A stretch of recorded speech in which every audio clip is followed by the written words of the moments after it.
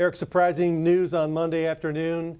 Just when we thought Bob Baffert would be back in the Kentucky Derby next year, he won't be. Churchill Downs announced on Monday that his suspension will now extend through the entire 2024 year at all Churchill Downs tracks.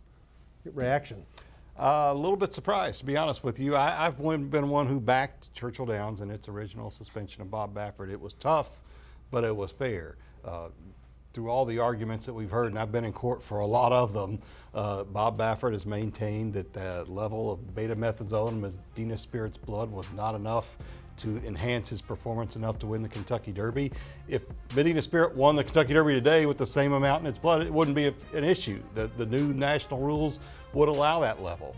This to me feels personal, and when it gets to be like that, I think it's not good for the sport. I just think that at this point, Churchill Downs has opened itself up legally to a challenge of over whether this was over any kind of rule or whether it's just mad at some of the things Bob Baffert is saying.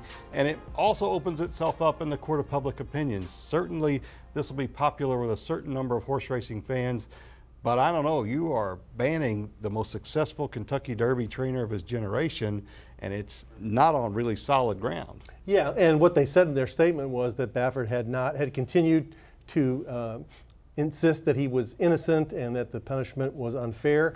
If that's what he believes, it's what he's entitled to believe. And it creates a situation where I agree with you that it looks like it's become sort of an individualistic thing where neither side wants to back down and give an inch to the other side. And Baffert did come back this year and win the Preakness. He still was a good trainer in the sport. It's hard to believe he's going to miss 3 straight Kentucky Derbies, but that will be the case. We'll have more coverage here at WDRB and WDRB.com.